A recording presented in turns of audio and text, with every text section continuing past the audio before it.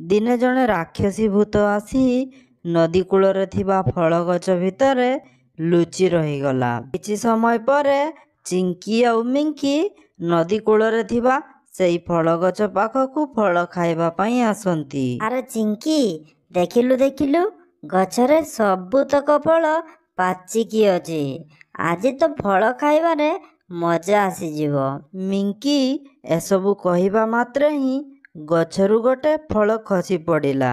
ଚିଙ୍କି ଆଉ ମିଙ୍କି ଫଳଟି ଖସିବାର ଦେଖି ଦୁହେଁ ବହୁତ ଖୁସି ହେଲେ। ତାପରେ ମିଙ୍କି ଆଉ ଲୋଭ ସମ୍ଭାଳି ନ ପାରି ଫଳଟିକୁ ଖାଇଦେଲା। ମିଙ୍କି ଫଳଟିକୁ ଖାଇବା ମାତ୍ରେ ହିଁ ଗୋଟେ କୁକୁର ଛୁଆ ହେଇଗଲା।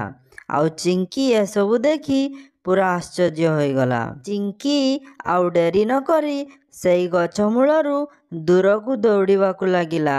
ଆଉ ମିଙ୍କି ମଧ୍ୟ ଚିଙ୍କି ପଛେ ପଛେ ଦୌଡ଼ିବାକୁ ଲାଗୁଥାଏ। ଚିଙ୍କି ରାସ୍ତାରେ ଆସୁ ଆସୁ ଜଣେ ସାଧୁ ବାବାଙ୍କ ସହ ଦେଖା ହୁଏ ଆଉ ଘଟଣାଟିକୁ ସାଧୁ ବାବାଙ୍କ ଆଗରେ କହେ।